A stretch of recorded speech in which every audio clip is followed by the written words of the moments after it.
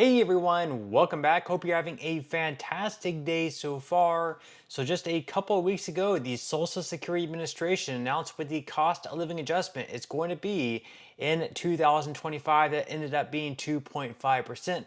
But alongside with that, they also announced another very important number as well. We're going to be covering that. But before we dive in forward to today, if you would like to receive up to $200 in free stock or $200 in free cash, in a pinned comment below, I will be leaving a link to Robinhood.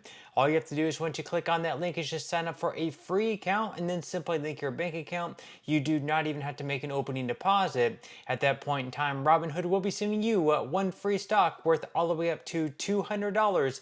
And if you really just have the cash, all you have to do is once you receive the free stock is just sell it for what it's worth and then transfer the cash value right back to your bank account.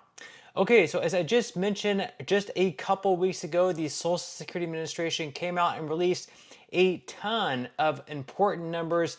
First off, of course, the cost of living adjustment for next year is going to be 2.5%, which means that for the average retiree, you are going to be receiving an average increase of right around $50 per month next year in 2025 or $600 per year. But of course, they also released some other numbers as well, which of course, one of those numbers we are going to be covering in today's video, and perhaps one of the most important numbers, and one of those numbers that lawmakers are really going to be talking about and negotiating on perhaps one of the ways that we can reform Social Security, because as we've seen in news headlines, over the next 8 to 10 years, if nothing is done, if there's no type of reform done to Social Security to ensure that there's enough money either coming into the trust fund or enough money not leaving the trust fund, there's going to be a shortfall in the trust fund, which of course is what's used to pay out benefits to all Social Security beneficiaries.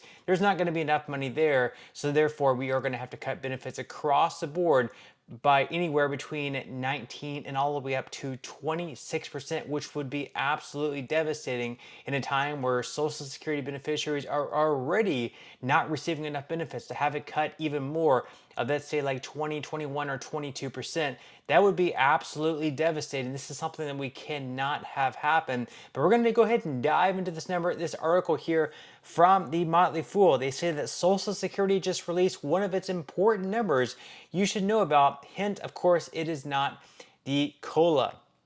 So October is a busy month for Social Security, with the program releasing key changes that will take place in the upcoming year. One of the most anticipated numbers is the cost of living adjustment, which increases recipients' benefits based on inflation for the year. Since the Social Security COLA directly affects retirees' monthly benefits, it gets a lot of attention, and rightly so. However, the COLA is not the only important number that Social Security released in October. It has also has recently announced the new wage base limit for 2025, which is $176,100. So basically what this number is, if you're still in the workforce, you pay several different types of taxes. Everyone pays the federal income tax, which can range anywhere between 10 all the way up to 30-ish%. And then, of course, if you're in a state that also has state income taxes, there are a few states that don't have state income taxes. So, for example, if you live like in New Hampshire, Florida, or a few others, you are not paying any type of state income taxes, but most of the states are going to have a state income tax. Then you also have something called the FICA tax, which is Social Security and Medicare. Now, the Social Security portion, if you're just an employee and you're working for a company, you're paying 6.2% out of each paycheck of what you're earning into Social Security. That money is going into the trust fund, and then your employer, your boss, is matching that at 6.2%, and they're also paying 6.2% of your wages into the trust fund. Now, if you're self-employed, if you have your own business, or let's say if you're like an independent contractor, so if you work for Uber or Lyft, or any other type of service where you're considered an independent contractor, in that case, you actually have to pay the entire 12.4%, so you're paying even more. But you don't pay this on all of your wages. So if you're an independent contractor or you're self-employed and you make $1 million, you're not paying the entire $1 million. You're not paying 12.4% on that amount. Instead, there's only a limit of how much you have to pay in out of your wages. So for next year, of course, it's going to be $176,100. For this year, it was right around $168,000. So if you made $1 million, you would only pay the 12.4% on the first 168,000-ish dollars that you earned that year, not the entire $1 million, if that makes sense. Now, the article goes on to say that most U.S. workers pay Social Security payroll taxes all through their careers. The current tax is 12.4%, typically split in half between workers and employers at 6.2% each, as I just mentioned. Thankfully, not all of your income is subject to Social Security payroll, only up to a certain amount. This threshold is the wage-based limit. Any earnings above the wage-based limit are free from Social Security payroll taxes, also as I just mentioned. So in the case of 2025, any amount earned above $176,100 will be exempt. Someone who earns $176,101 and someone who earns $1 million in 2025 will pay the same amount of Social Security payroll taxes for the entire year. Since any earnings above the wage-based limit aren't subjected to Social Security payroll taxes, they're also not considered when Social Security calculates your monthly benefit. And you can see over the past 10 years how that has changed the National Average Wage Index. That's sort of how this is all based on. So of course in 2023 it was $66,621. And then 10 years ago, back in 2014, it was $46,481. They use a formula to come up with how much you can be taxed on as far as your the FICA tax goes, as far as the Social Security portion goes. The Medicare portion, there is no limit on that. So we're going to be looking at a couple of different examples here. Here is the first example where they have taxpayer A, taxpayer B, and taxpayer C. We see that taxpayer A earns $30,000, taxpayer B earns $67,000, and taxpayer C earns $201,000. Now you can see that taxpayer C, he obviously maxed out the bracket. He earned all the way up to the entire amount. And in that case, he's paying $10,453 in taxes, which is more than taxpayer A or taxpayer B paid in the system. They paid $1,860 and $4,154. But as you can see at the bottom, he's paying a lesser percentage of his income, just 5.2%, when compared to taxpayer A, who paid the entire 6.2% portion, and taxpayer B, who also paid the entire 6.2% portion. So he paid more overall, but a smaller percentage.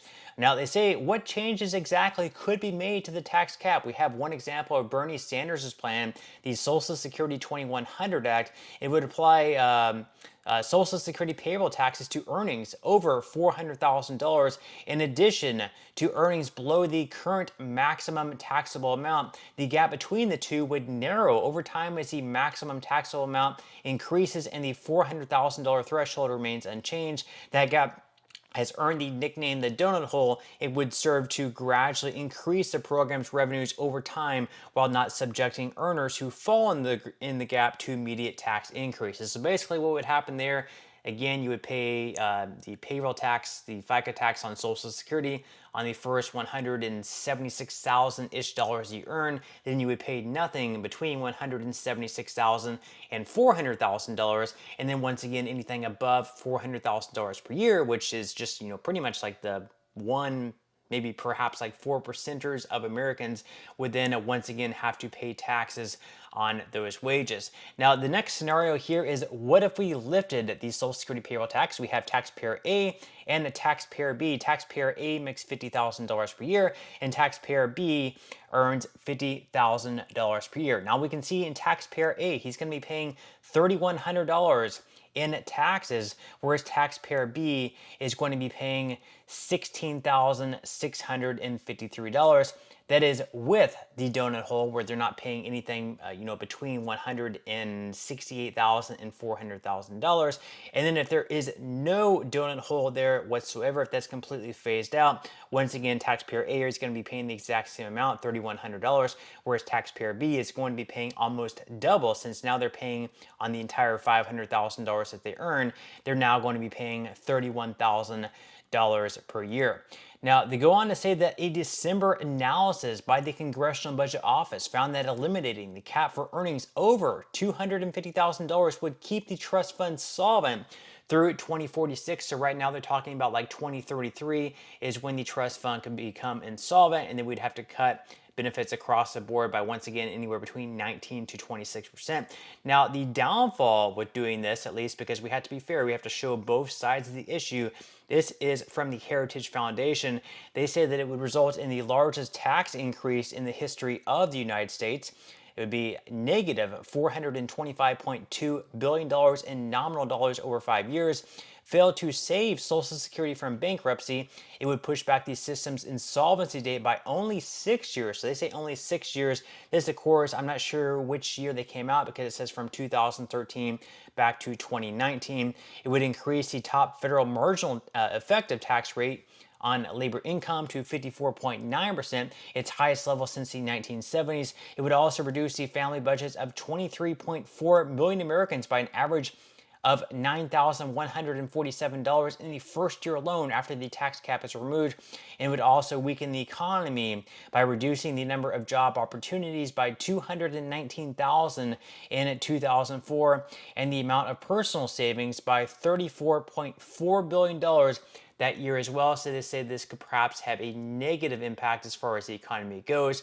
For example, someone that might, usually earn, let's say, $600,000 per year.